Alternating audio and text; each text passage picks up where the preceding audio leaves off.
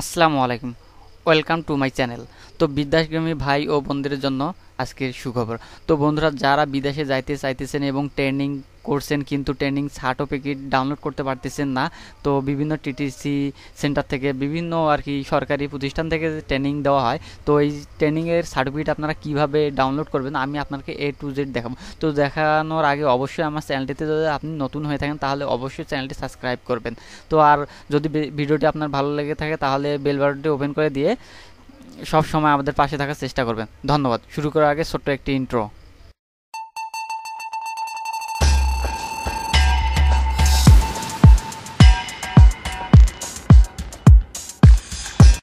Viewers ভাইরা, প্রথমে আপনাকে যে কোনো ব্রাউজার ওপেন করে আমি প্রবাসী লিখে সার্চ দিতে হবে। তো সার্চ দেওয়ার পর অবশ্যই কিন্তু একটু পেজটি লোড নেবে। লোড নেওয়ার পর পেজটি ইন্টারফেসটা শো করবে। তো দেখেন, এটা আমি প্রবাসী ওয়েবসাইট। তো ওয়েবসাইটে এখানে আসার পর দেখেন পিডিও, এখানে ক্লিক করেন। পিডিও এখানে ক্লিক করার পর এনরোলমেন্ট এবং সার্টিফিকেট ডাউনলোড, আপনারা কী করবেন, সার্টিফিকেটে ক্লিক করার পর এখানে আপনার পাসপোর্ট নাম্বারটি এখানে বসিয়ে দেবেন। তো বন্ধুরা, আমি আমার পাসপোর্ট নাম্বারটি বসিয়ে দিতেছি, আপনারা আপনারটা বসিয়ে দেবেন। তারপর ক্যাপচা দিয়ে সার্চে ক্লিক করবেন।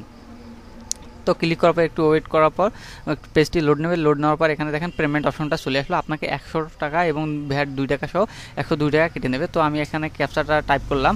তো টাইপ করার পর এখানে পেমেন্টে ক্লিক করলাম। তো পেমেন্টে ক্লিক করার পর এখানে দেখেন বিকাশ অপশনটা আসলো।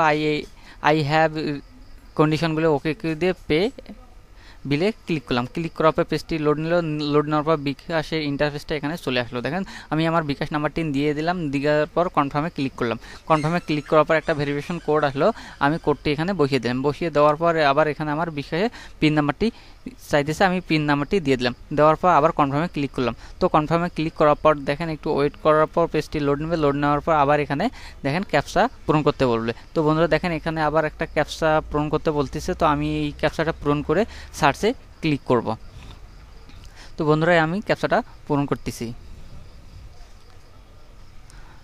তো পূরণ করার পর এখানে আমি কি করব, সার্চে ক্লিক করলাম। সার্চে ক্লিক করার পর এখানে দেখেন নিচে আমার সার্টিফিকেটটি কিন্তু শো করলো। ঠিক আছে। তো বন্ধুরা, খুবই ইজি এবং সিম্পল বিষয়। তো অবশ্যই অল্প একটু জানলেই কিন্তু সহজ। ঠিক আছে। তো আমি এখন এটা সেভ করে নিলাম।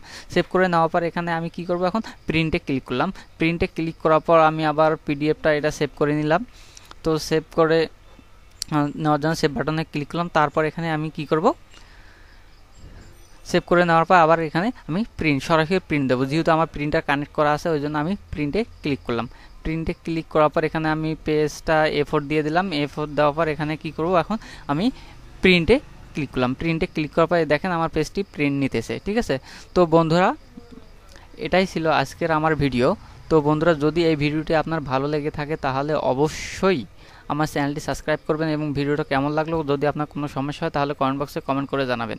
ঠিক আছে। তো বন্ধুরা, আজকের মতো বিদায় নিতেছি। আবার পরবর্তী কোনো ভিডিও নিয়ে আপনাদের মাঝে হাজির হব। আল্লাহ হাফেজ।